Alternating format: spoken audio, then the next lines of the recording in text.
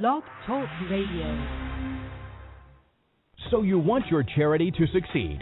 It's no secret that combining online and offline techniques is the key to modern-day fundraising success, and practical advice is what you need. The Nonprofit Coach with Ted Hart is the perfect place to learn from experts around the world who, along with our host, provide advice you can use. Ted Hart is without a doubt one of the foremost nonprofit thought leaders. Also a successful author, his books cover a broad range of topics from major gift fundraising to use of social media and how to succeed online. Ted lectures around the world, but now he's here for you. From the latest in charity news, technology, fundraising, and social networking, Ted and his guests help you maneuver through this economic downturn in the charitable sector to greater levels of efficiency and fundraising success.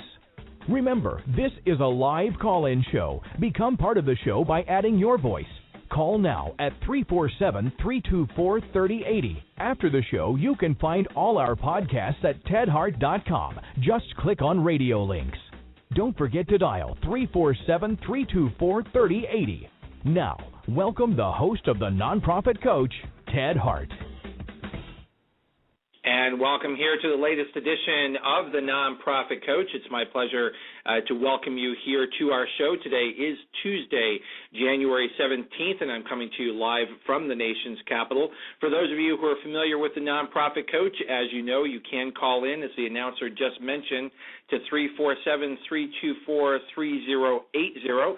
Get an opportunity to ask your question of our Page 2 expert.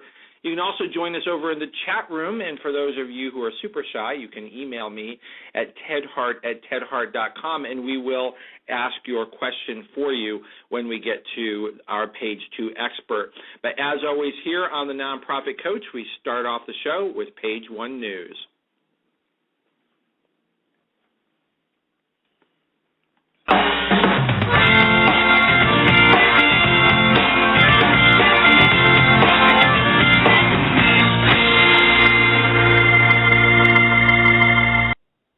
You can follow along with the radio links over at tedhart.com. Click on radio, and you'll find highlighted all the best radio links for information in the nonprofit sector.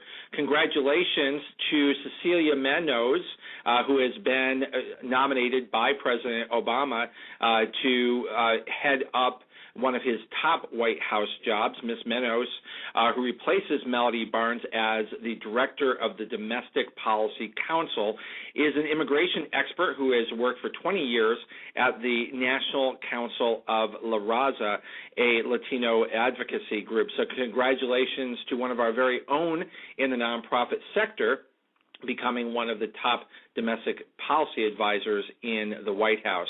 Next up here on Page 1 News is coming to us from the Craigslist Foundation. Bye-bye to the Craigslist Foundation. They are closing up shop. They have recently announced that they will be shutting down their doors permanently in March after years of donating to nonprofit funding efforts. In a statement on their website, the organization's president and CEO said that it will be taking lessons learned from its three main initiatives, the Nonprofit Boot Camp, which most folks are familiar with in the nonprofit sector, highly successful, like-minded, and alliance building, and using them to help others. In the quote, it says, after a decade of innovation in support of stronger nonprofits and communities in the Bay Area and nationwide, here on the Nonprofit Coach, we were most involved with the Craigslist Foundation Boot Camp in New York. They will be winding down operations, celebrated success, and transition its programs to new homes. This decision was made by the board and staff after consultation with Craigslist Inc., whose philanthropy is now focused on supporting numerous worthy charities through its charitable fund. They went on to say that as they wrap this up, the website, which was founded by Craig Newmark in 1995, it will continue to be involved in the nonprofit fundraising efforts. Craig Connects is an offshoot site that works to connect and protect organizations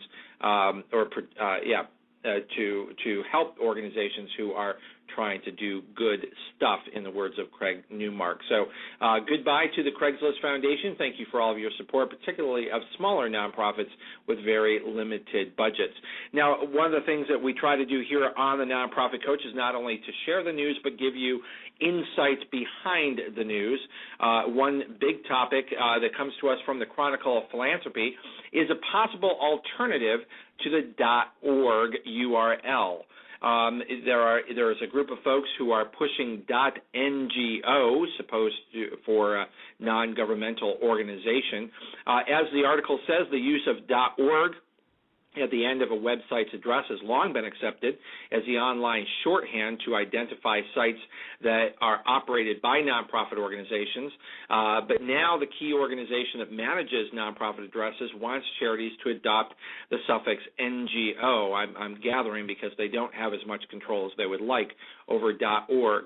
It also wants to implement a process that vets organizations to ensure that if you are using NGO, that you are a legitimate charity.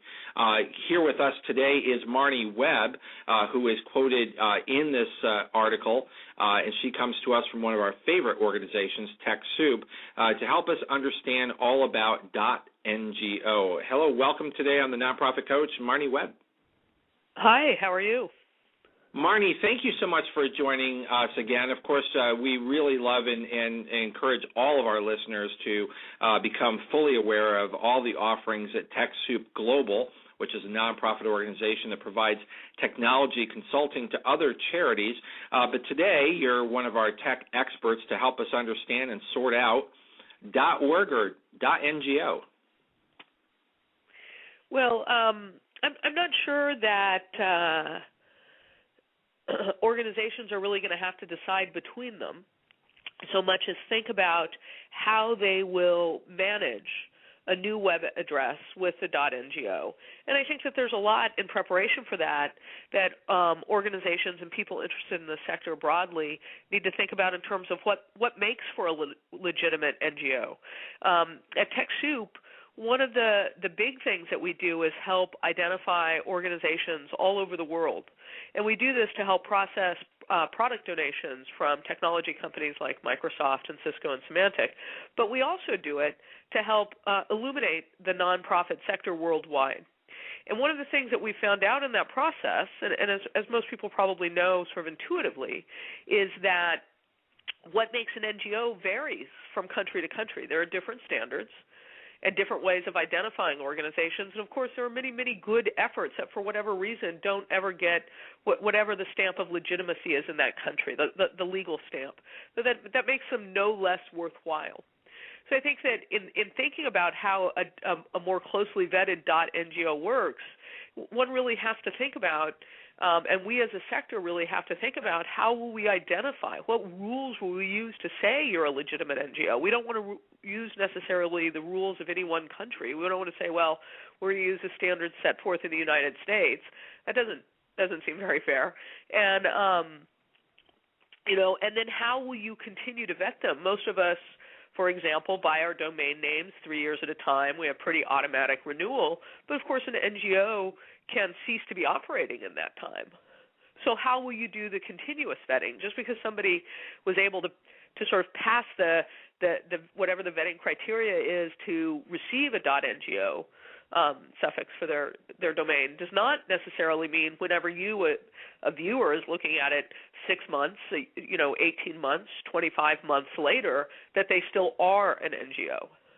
So now there's also a lot of money at stake here. Is there not, Marnie? The group that manages .org domain, the Public Interest Registry, they receive about $7.21 each time someone buys a year of rights to a .org domain. So if you have all legitimate charities now needing to buy two domains, a .org and a .ngo, you've just about doubled your registration fees. And with 9 million sites registered at .org, they're getting $65 million in annual revenue for nonprofits. So there's a lot of money at stake here. Yeah, sure there is. And I think that to think that everybody is going to move a .org to a .ngo is probably wrong. There are probably a lot of individuals and organizations that have a .org suffix that just mean to say I'm not operating this site for profit versus I am a nonprofit. So a lot of them probably wouldn't want to, nor would they be able to make the transition. I think that but then again, Marnie, when you're talking about your branding and you're the Red Cross or you're the local soup kitchen and you own the .org and suddenly someone could buy .ngo, you're going to feel a lot of pressure to own that .ngo just in case. Sure. But I think that's true for most organizations.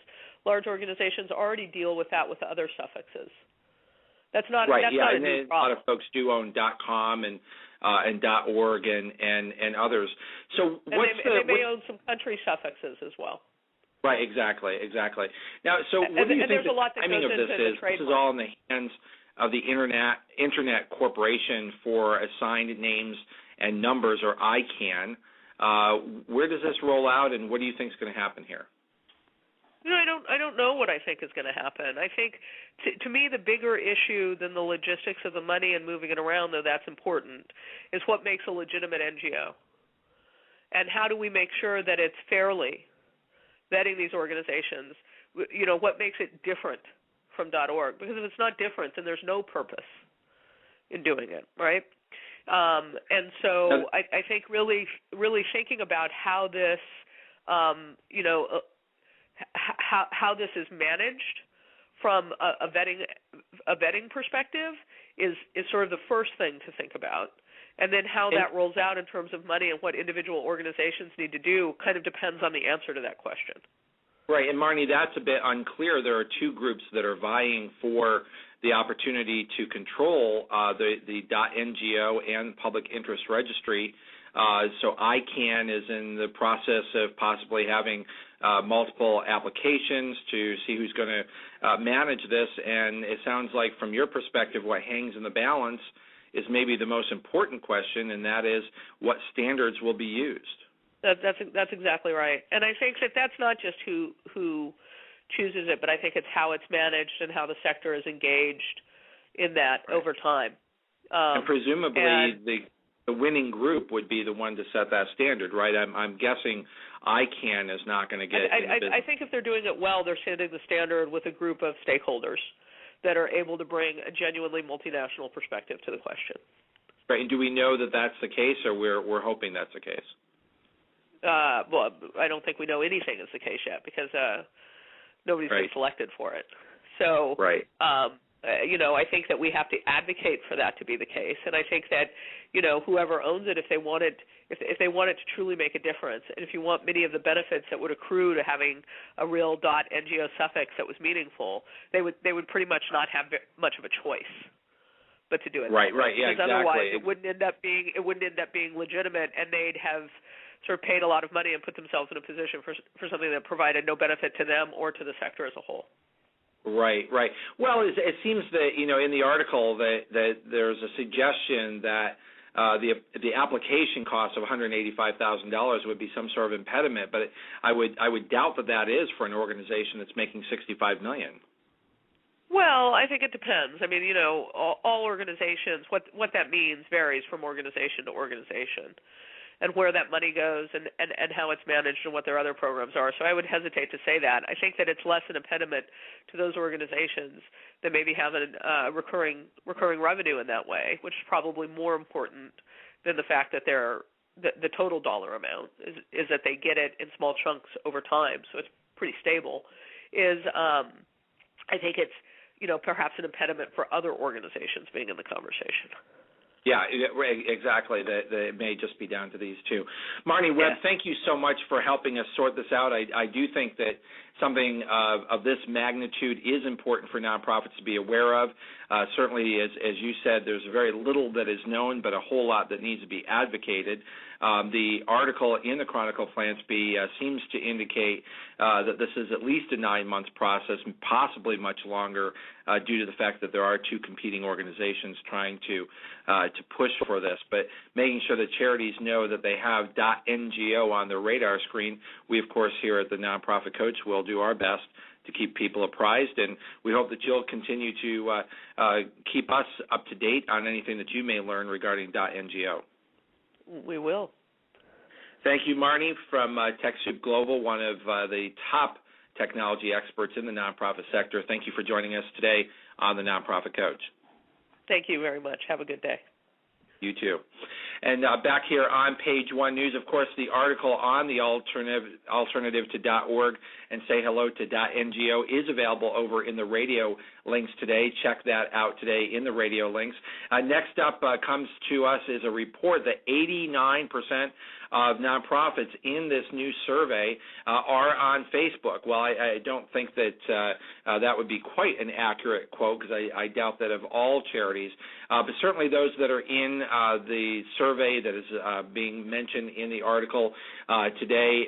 Facebook is not only the most popular commercial social network for nonprofits, but its use is still growing, albeit slowly. On the other hand, although Facebook's growth has slowed since reaching its maximum adoption of nonprofits, the company is still extending its lead over other social networks such as Twitter, LinkedIn, MySpace. So I'm going to take this opportunity to remind all of our listeners that we certainly feel that Facebook is important, but for the average charity serious about raising money, we do rank here on the Nonprofit Coach LinkedIn and Twitter to be more important to both marketing and reaching out to high net worth individuals, foundations, and corporations in the social networking field. So those of you who are serious, we think certainly Facebook is important to getting your word out, drawing a community, and communicating. But when it comes time to seriously reach out to major gift support foundations and corporations, we think that you will find that LinkedIn is far more important. But this nonprofit social network report is posted and available over in the radio links today at tedhart.com. Click on radio links. Now, who will it be? Who will it be signing up? As our listeners know, over on LinkedIn, we do host the People-to-People Fundraising LinkedIn group. This is an opportunity for you to connect with other nonprofit professionals around the world, ask questions, and learn from each other. As of this show, we had 1,498 members. So the question is, who will be the official 1,500th member in the LinkedIn group over at People-to-People Fundraising? Now, you can go directly to that link at p2pfundraising.org. There's a link to LinkedIn there, or in our newsletter, you can connect there as well. So tell all of your friends, if you're already on the group, see who's going to be the 1,500th member of that LinkedIn group. With that, we're going to wrap up Page One today and get right on over to Page Two.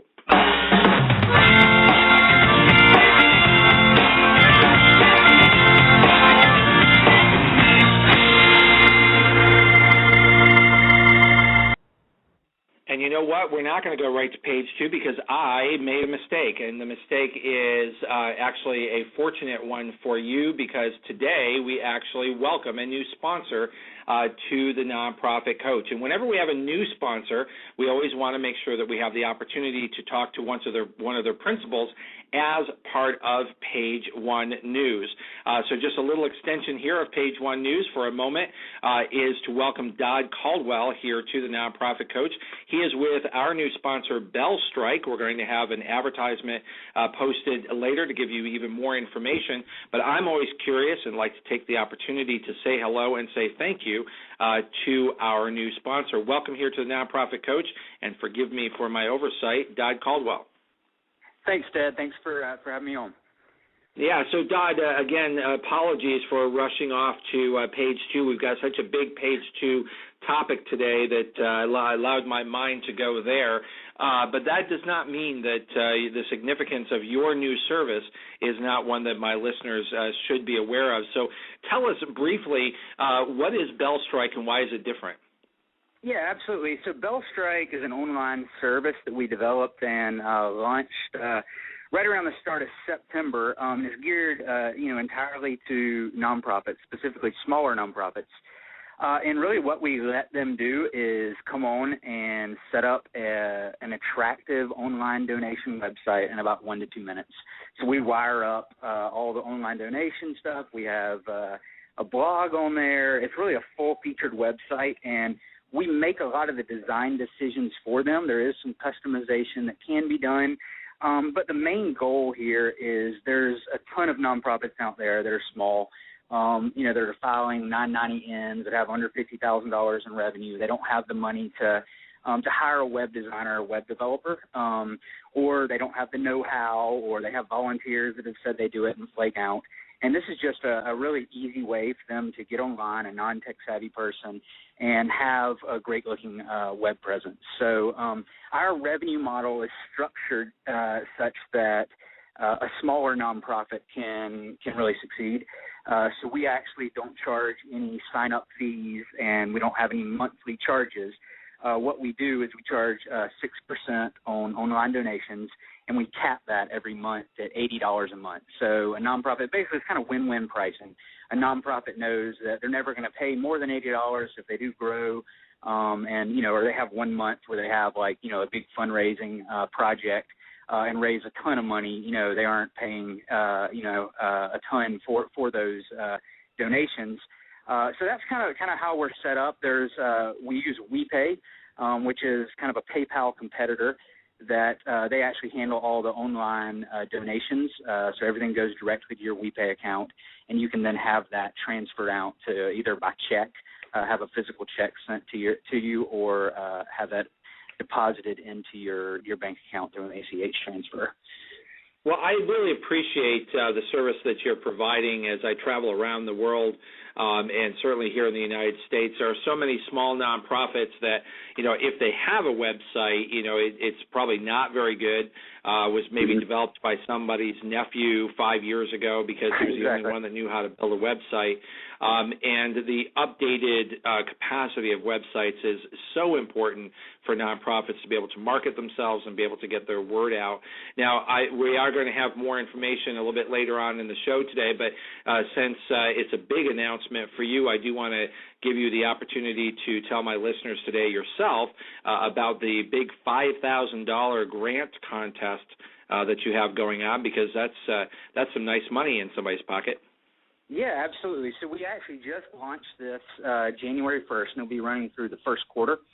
And really, anybody who has a BellStrike website, we send out auto receipts and things like that. So whenever anybody makes a donation on a BellStrike website, that donor will arrive at a thank you page. And on the thank you page, it'll have kind of the normal copy there. Thanks so much for making a donation. Your receipt's been emailed out to you. But we also have a Facebook and a Twitter share button on there. And we also say, hey, would you be willing to vote for us in the $5,000 BellStrike grant contest? And for every share that a nonprofit gets on Facebook and Twitter during the first quarter, their name is actually entered into the pot to win the $5,000 BellStrike grant. So a small nonprofit, even if they only have one donation, one share, they still have a chance. Obviously, the more donations and shares you have, the better chance that you have of winning the grant contest.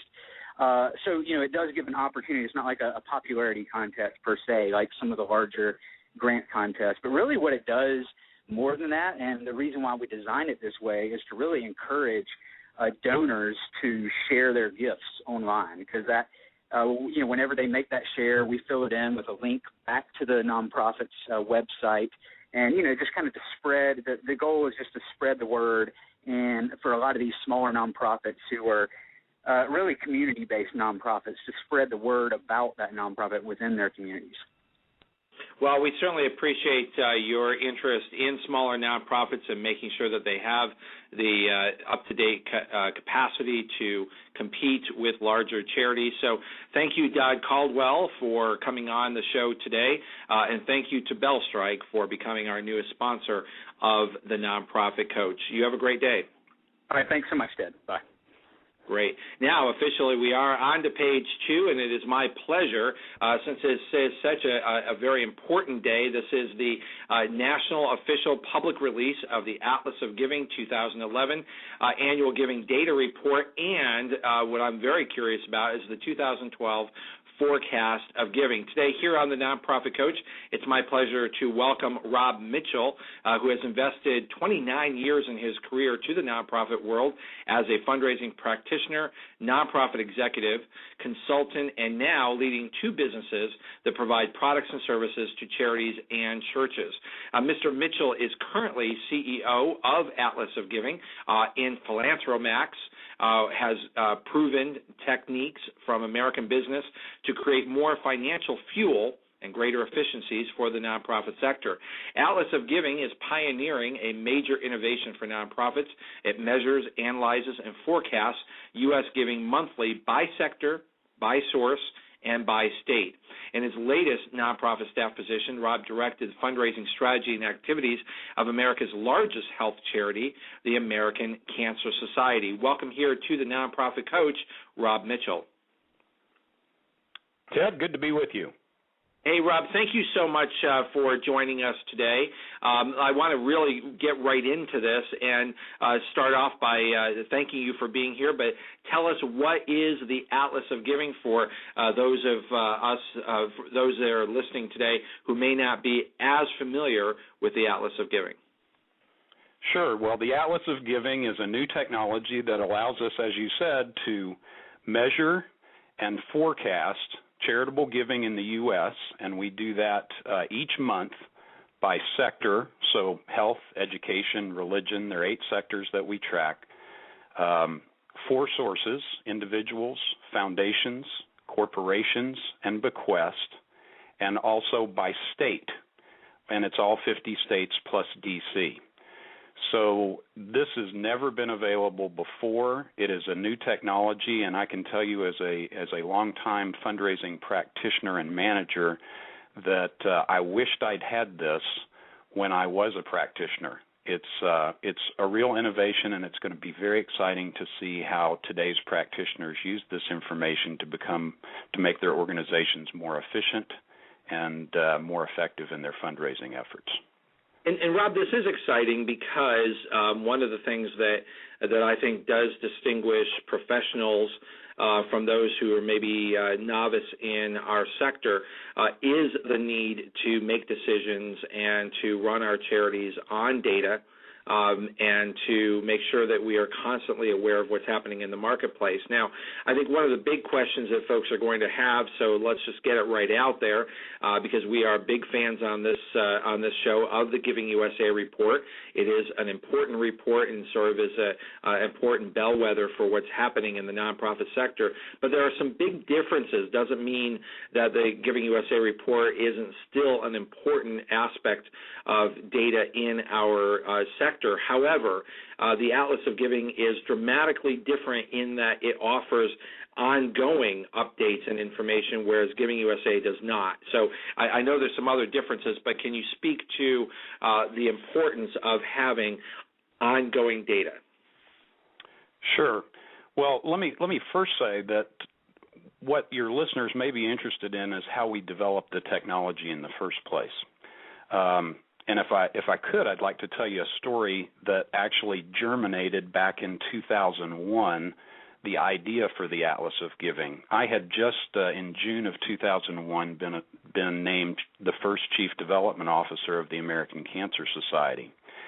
And our fiscal year started September 1, and then September 11th, the world changed for all of us. And at the time, my CEO called me that day and said, "What does this mean for our giving?" And I said, "John, I don't know. I can't imagine that, but it's not good. I'm just not sure how bad it's going to be and how long it's going to last." Well, flash forward a year later, we had outperformed, we thought, our other nonprofits in our sector. And we were trying to give our report to the board, and one of the board members asked the question, "Well, how do you know we've done so well as compared with everyone else?" And I said, "Well, we've checked with this organization and that organization." He said, "Well, that's just anecdotal information. Isn't there a benchmark that you can use that will let us know how we really performed based on the rest of the country and those charities in our sector. And the truth is there wasn't, because there was no timely information or reporting on a monthly basis or even a quarterly basis. All we had at the time was a very good product from Giving USA, but as you well know, it comes out in June of the year following its reporting period. So it's very interesting as a historical document, but in terms of utility, there just wasn't much there. This same board member suggested to me that he felt like I should investigate whether there were economic factors that were directly tied to charitable giving. And at the time, we made a stab at it with my research team at the society, but got nowhere. And so in 2009, when I started Philanthromax, one of the first things we undertook was looking at, could we crack the code? Could we take 42 years worth of annual giving data and link it to specific demographic and economic factors to develop some sort of algorithm, a formula, if you will, for measuring on a more contemporary basis, giving as it occurs, and then hopefully find a way to do a forecast. Well, so our hypothesis was that charitable giving is tied to specific economic and demographic factors. So we had a team of 25 PhD level analysts and researchers who looked at this, and they came back. They looked at over 70 different variables, and they came back and said, we have not seen this great a result before, but compared with 42 years of giving data, we've been able to not only identify that there are specific economic and demographic factors that affect giving. We know what those are, and we've been able to build a formula which will enable you to measure giving as it occurs.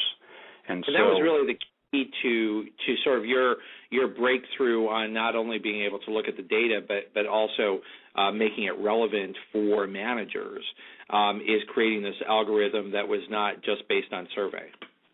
That's exactly right. And so in 2009 in 2010 we actually started working with the formula and on an aggregate giving basis for the U.S. The great thing is that the variables that are actually involved in the national giving formula are just a handful, and all those things are available monthly or quarterly. So we're able to look at those, build them into the formula, and measure the trajectory and velocity of giving as it occurs. So on a monthly basis, and report monthly. So we started giving away essentially the Atlas of Giving in 2010, but we weren't completely satisfied because of the good work that had been done before, as you mentioned, by Giving USA, who measures by sector and source. We felt like there were some other things that we could find out, and so we set about to develop the formulas for finding what specific economic and demographic factors affect giving in each sector and in each source, and then to that we added geography. We added the states, and we had a similar success. By the way, in our national formula, when checked against 42 years of giving data, ours correlates at the rate of 99. Our formula correlates to published giving data for 42 years of 99.5%. And that's sort of the test. That's the test that comes back to you as to whether or not your data is really reliable. That's correct. And I'd like to stress this too, because as folks look at all the numbers out there, there are other indexes, there are other estimates, but the difference that the Atlas provides is that we are truly measuring the velocity and the trajectory of giving. So we're looking at the trends. The past is important, only the near distant past. Just as an example, we've just been through the Christmas season. Mattel Toys, I'm sure, has already measured what their sales were for December. I don't think that they're going to spend 6 months analyzing what happened this past December. What they're most interested in is what next December and what next shopping period looks like for Mattel Toys. And similarly, that's what the Atlas of Giving is about. We're about looking ahead. And so we're trying to give practitioners, and by practitioners I mean folks who are in fundraising, I mean folks who are in the financial and accounting functions in nonprofits and churches, I mean CEOs and COOs or leaders of organizations, and I mean board members, because the data that we're now providing enables us to measure the performance of specific staff members, specific programs, specific appeals, based on what they should have done and what they did do. So it's a new day, and we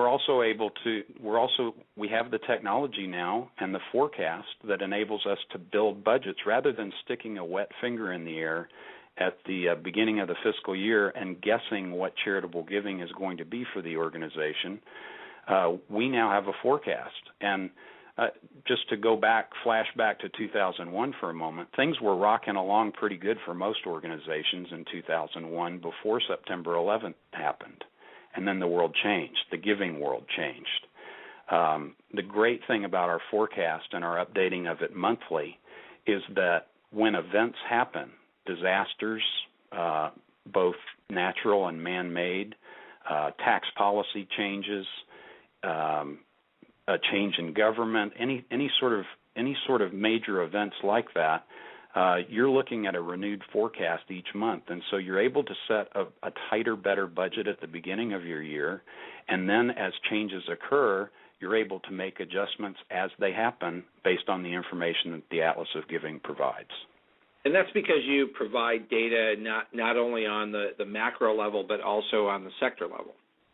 Yes, and the state level. And so, as an example, in a large nationwide organization, many of them are broken into geographic divisions, and there's some person who is responsible for fundraising or for income for a certain geographic region. We're providing now the technology for those people to be able to look at the states in their geography and look at a benchmark of how they compare with state benchmarking, and then also look at a forecast for those states.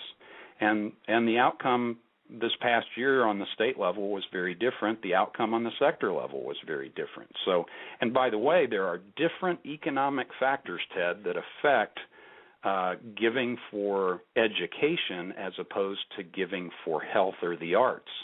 There are different demographic factors that affect demographic and economic factors that affect giving for sources of giving, so individuals, corporations, foundations, and bequest. And so we've identified what those factors are definitively, and we're now able, with our formulas, with our algorithms, to measure what giving is and to forecast what giving will be. And Rob, we're going to just take a really quick break here, and then we want to come back and talk more about your algorithm and how you've been able to develop this information and this data for charities. We'll be right back. Remember, our podcasts and archives are always available 24 hours a day at tedhart.com. Click on Radio Links. If you're listening live today, the phone lines are open. Call in and ask a question by dialing 347-324-3080.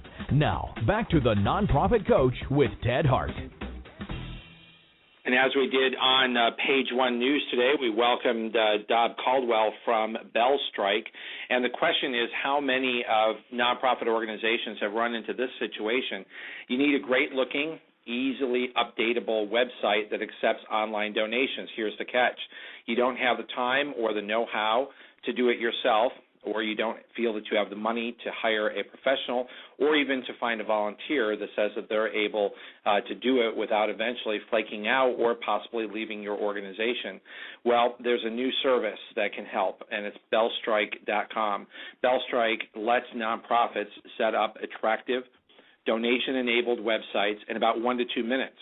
You'll have online fundraising, a blog, auto receipts, entry into their $5,000 grant contest that was mentioned today, and a lot more, all for just going to their website.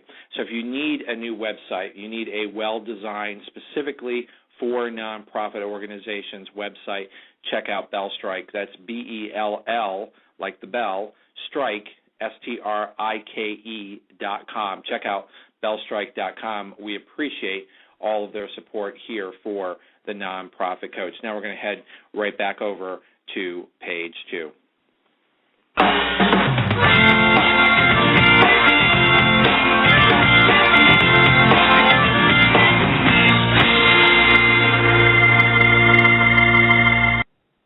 We're here with Rob Mitchell from the Atlas of Giving. Don't forget that you can call in to ask questions at 347-324-3080.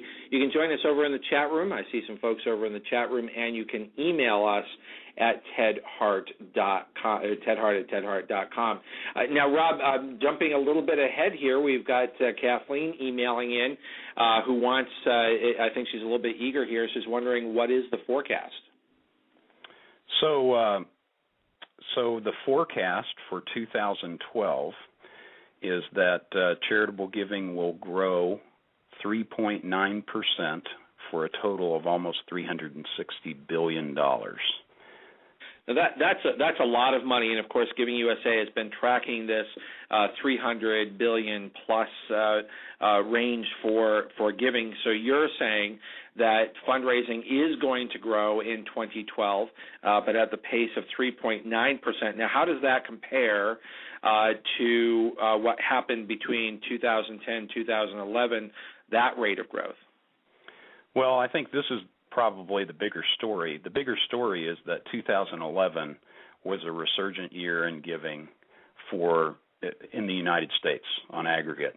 Contributions totaled $346 billion, which was a 7.5% increase over 2010. Now, that obviously is welcome news for many nonprofits, but because of the way nonprofits work, the largesse was not shared by everyone, unfortunately. And you see that at that micro level, as opposed to just sort of macro national data being put out. You're actually able to see what parts of the country, even by state, by region, are actually doing better philanthropically than others? Yes, and in fact, just one example for you. I mentioned before that giving in different sectors there are different economic and demographic factors that affect different sectors.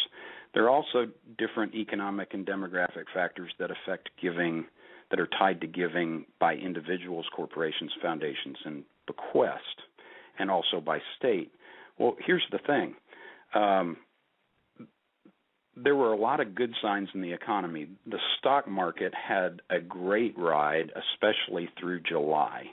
Then it started to fluctuate, but the Dow still finished up over 8% for the year. We had mediocre, we had lackluster growth in the total U.S. economy. I think when the numbers are finally in, it's going to be about 1.5%, maybe one at a high of maybe 1.8% for the year. But so charitable giving really outpaced overall giving for the United States last year. But there were some dark signs, too. High unemployment is really affecting giving, and it's affecting giving disproportionately based on how an organization raises money. So organizations that rely on a large number of gifts from a large number of small donors, those donors are more dramatically impacted by continuing high unemployment. And so they have not fared as well in this giving recovery as some other organizations. Donor-advised funds had record years this year. Many universities and colleges had record years in giving this year. But those organizations that rely on those small gifts and special event gifts from small donors haven't fared quite as well, and that's troubling. And perhaps more troubling is that what we know at the Atlas of Giving is that unemployment has a lasting impact, and intuitively you can figure this out on your own. When people become reemployed, they have credit card bills that they need to pay. They have pent-up demand for maintenance items and replacement on things like cars and household goods. They haven't maybe taken a vacation in a couple of years. So it usually takes a reemployed person a couple of years before they get back to their former charitable giving habits. And so until the unemployment problem is solved, and even for a while after that, there are going to be some lingering effects of unemployment. The good news is that we're not in recession. The economy is growing, although at a glacial speed, and that's good. The market is looking good. Consumer confidence is good. There are many bright spots in the economic picture, and those things tie well with charitable giving results. But when you're looking at your data, are we seeing continued stress on, let's say, the annual fund and more bright prospects for major gift fundraising? Well, if I was in the practitioner mode today, I would really be looking at my fundraising portfolio balance, because one of the things that we've learned from this past year is that a balanced portfolio does very well. Now, if you're heavily weighted in the major gift side or even the bequest side this year or this past year, you did pretty well. You did very well. But as we've seen this past year, things can be going in opposite directions. And so bringing some more balance to a fundraising portfolio, I think, is a smart and prudent thing for any practitioner to consider moving forward.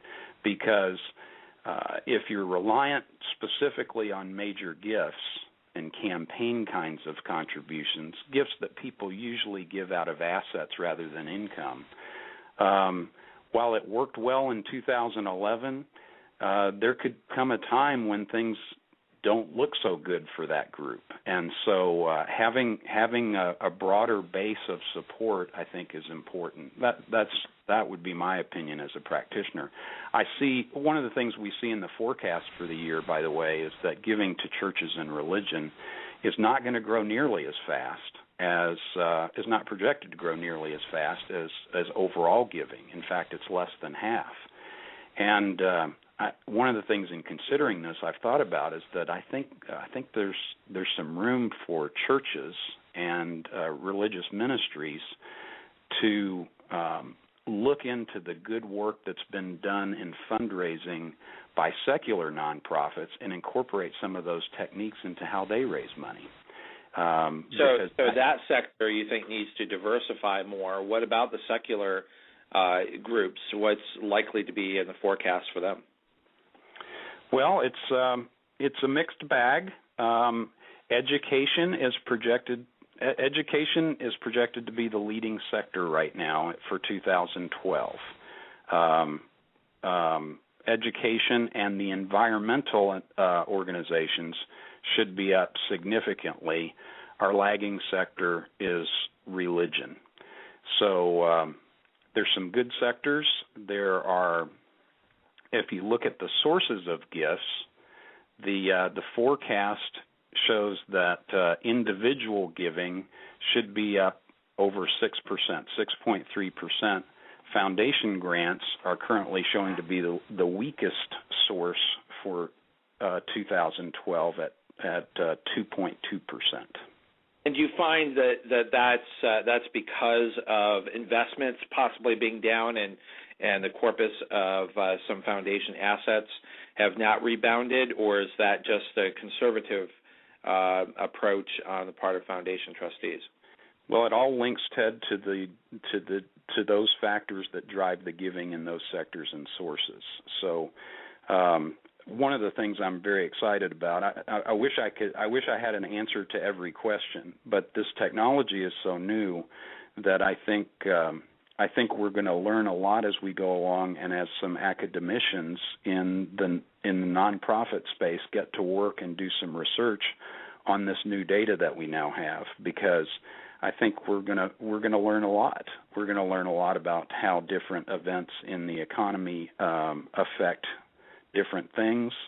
One of the things, very frankly, that we've learned is that although giving is directly tied to economic and demographic factors, there's also the asking factor.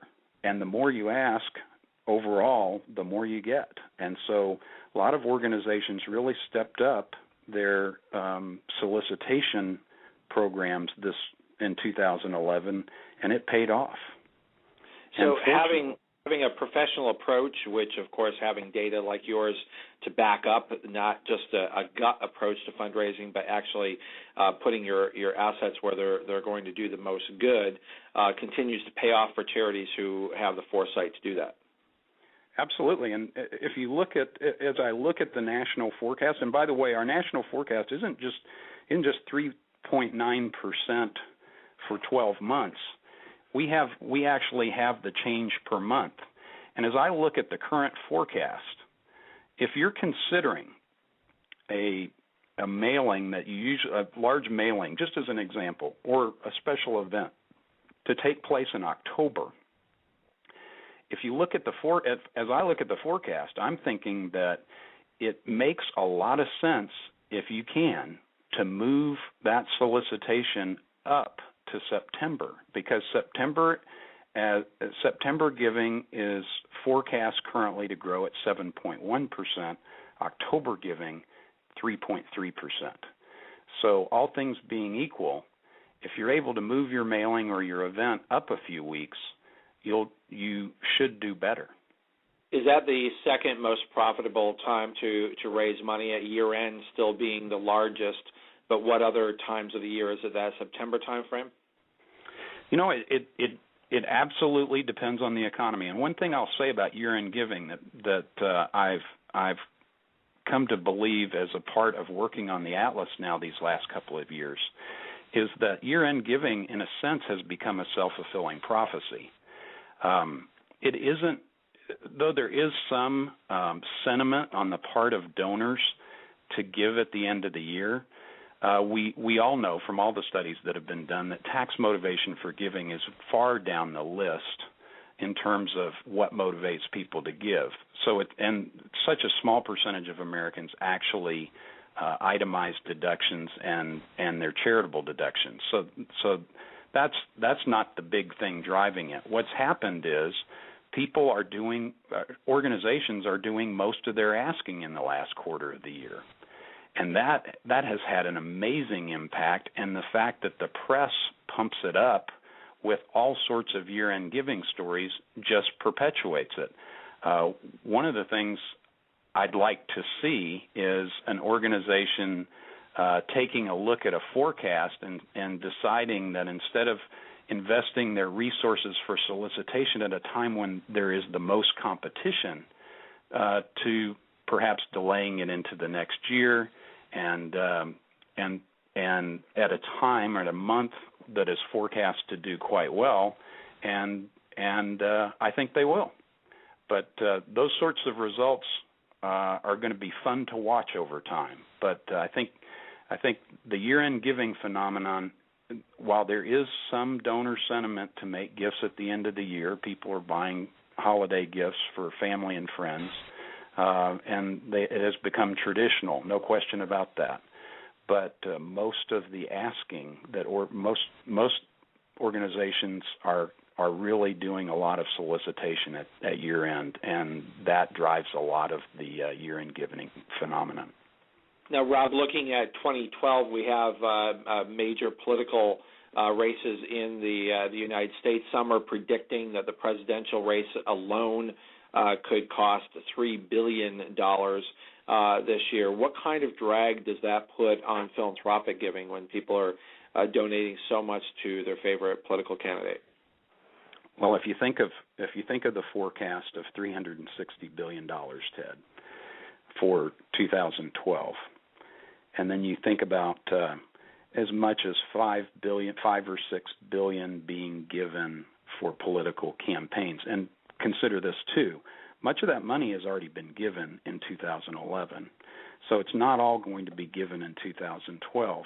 In terms of the large charitable economy, it's not particularly significant.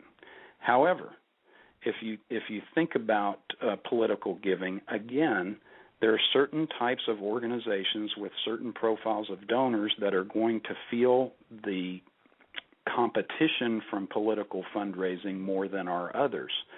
One of the things we know from studies that have been done is people who lean more conservatively tend to give more, and by some estimates as much as 30% more. So if an organization's donor profile leans more on the conservative side and more on the individual giving side rather than foundation grants or that sort of thing or major gifts, I think what they're going to feel more of the pain or more of the competition from political fundraising. But in terms of the big picture, political fundraising, while it has an impact on the charitable giving economy, it is not a huge impact. It's less than 1%. So so that's not one of the bigger factors that you encourage folks to take into consideration putting together their 2012 plans. No, I'd be much more concerned about timing issues. I'd be concerned about different sectors and how they are forecast to respond. And by the way, there are the Atlas of Giving has 3 versions. We have what's called the Atlas of Giving Standard Edition, which is available free at www.atlasofgiving.com with a subscription. So you just give us your email. There's no credit card or anything involved with that, and you can have access every month to the national picture for giving. Now, that does not include sector, source, or state information, but it does include monthly the giving results and forecast. And our second version is what we call Atlas of Giving Professional Edition. There is a small charge for that. You get 12 months access, and you have, just as an example, the report that we just posted yesterday is 64 pages of data and an analysis.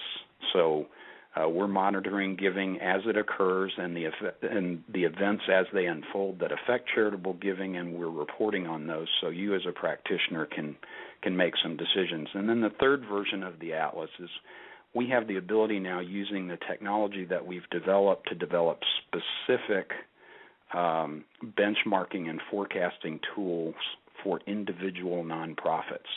So we can look at their giving history and then plug in. We can identify what economic and demographic factors affect giving at those organizations and build them a specific model. And so those are the 3 things that we have, and so anyone can go to the atlasofgiving.com and register for that free subscription or pay a nominal amount for the Atlas Pro, which is a great deal more information by sector, source, and state. Now, Rob, I'm watching our time. It's always amazing how fast our show goes when we have such fascinating topics. But before I let you go, I really, first of all, appreciate you using the Nonprofit Coach today to release this very important information, not only a review of giving for 2011, but also your fascinating forecast and insight into what's going to happen in 2012. Now, you used our format today to release this information, but you also have a webinar coming up, and you want to tell our guests about that. Yes, we'll be posting information about a webinar that is going to be scheduled for February 1st, and it will be a complete review of 2011 giving results by sector, source, and state, and then a complete look forward into 2012, again by sector, source, and state, on what the forecast shows. And we'll put up the link to the webinar. Ted will send you the link to the webinar so that you could put it on your website, and then we'll have it at the atlasofgiving.com. So atlasofgiving.com for organization and for information on the webinar. Rob, thank you for joining us today here on the Nonprofit Coach. It's been great, Ted. It's been a great pleasure, and thank you. We hope you'll come back. Take care, everybody. We will see you on the next episode of the Nonprofit Coach. You've been listening to the Nonprofit Coach Radio Show with Ted Hart. Tell all your friends to check out our production schedule and download our iPod and iPad-friendly podcast at tedhart.com. Thanks for listening to the Nonprofit Coach.